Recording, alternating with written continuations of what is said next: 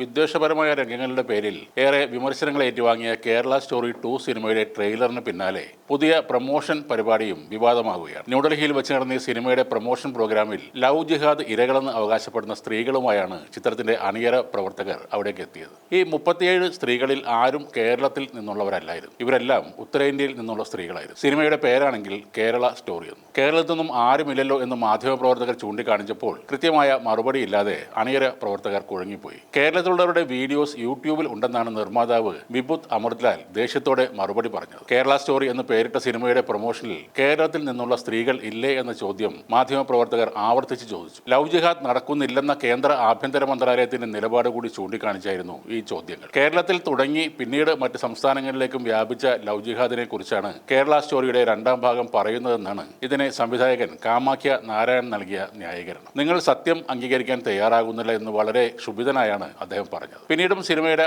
ആദ്യ ഭാഗത്തിലെയും ഇപ്പോൾ പുറത്തു വന്നിരിക്കുന്ന ട്രെയിലറിലെയും വസ്തുത വിരുദ്ധതയെക്കുറിച്ചും കേരളത്തിനെ മോശമായി ചിത്രീകരിക്കാനുള്ള ശ്രമങ്ങളെക്കുറിച്ചും മാധ്യമപ്രവർത്തകർ ചോദിക്കാൻ തുടങ്ങി. അതോടെ ഉത്തരം മുട്ടിയ അണിയറ പ്രവർത്തകർ ആ വേദിയിൽ നിന്നും ഇറങ്ങിപ്പോയി. വേദിയിൽ ഉണ്ടായിരുന്ന ലവ് ജിഹാദ് ഇരകളോട് ചോദ്യങ്ങൾ ചോദിക്കാൻ കേരള സ്റ്റോറിയുടെ അണിയറ പ്രവർത്തകർ സമ്മതിച്ചില്ലെന്നും മാധ്യമപ്രവർത്തകർ പറയുന്നു. ഇതൊക്കെ യഥാർത്ഥ ഇരകളാണോ അല്ലെങ്കിൽ ഇവർ കൊണ്ടുവന്ന ആളുകളാണോ എന്നതിൽ യാതൊരു ക്ലാരിറ്റിയുമില്ല. കേരള സ്റ്റോറി 2വിന്റെ ട്രെയിലറിലെ ഒരു രംഗമാണ് വ്യാപകമായ വിമർശനങ്ങൾക്ക് വഴിവെച്ചത്. ഹിന്ദു പെൺകുട്ടിയെ നിർബന്ധിച്ച് ബീഫ് കഴിപ്പിക്കുന്ന മുസ്ലിം കഥാപാത്രങ്ങളെയാണ് ആ ട്രെയിലറിൽ കാണിക്കുന്നത്. സിനിമയ്ക്കെതിരെ യുവജന പ്രസ്ഥാനങ്ങളും സർക്കാരും പ്രതിപക്ഷവും തുടങ്ങി മലയാളികളെല്ലാം തന്നെ മുന്നോട്ട് വന്നിട്ടുണ്ട്. രാജ്യത്തിന്റെ വിവിധ സാംസ്കാരിക മണ്ഡലങ്ങളിൽ നിന്നും ചിത്രത്തിനെതിരെ വിമർശനം ശക്തമായി വരികയാണ്. പ്രൊമോഷൻ പരിപാടിയിൽ പങ്കെടുത്ത ഇരകളിൽ മലയാളികൾ ഉണ്ടായിരുന്നില്ല എന്നത് കൂടാതെ വേദിയിൽ കൊണ്ടുവന്നവരൊക്കെയും ഉത്തരേന്ത്യക്കാരാണ്. പിന്നെ എന്തിനാണ് സിനിമയ്ക്ക് കേരള സ്റ്റോറി എന്ന പേരിട്ടതെന്ന് ആരും ചോദിച്ചു പോകും. മധ്യപ്രദേശിലും യുപിയിലും ബീഹാറിലും നടന്ന കഥയ്ക്ക് പേരിട്ടിരിക്കുന്നത് കേരള സ്റ്റോറി എന്നാണ്. കേരള സ്റ്റോറി സിനിമയുടെ ആദ്യ ഭാഗം സാമ്പത്തികമായി വിജയിച്ചതുകൊണ്ടാകണം അവർ ഇത്തവണയും ആ പേര് തന്നെ നിലനിർത്തിയത്. കേരള സ്റ്റോറി 2 സംവിധായകൻ കാമാഖ്യ നാരായൺ സിംഗ്, നിർമ്മാതാവ് വിപുൽ അമൃതലാൽ, നടിമാരായ അദിതി ഭാട്ടിയ, ഉൽക്ക ഗുപ്ത,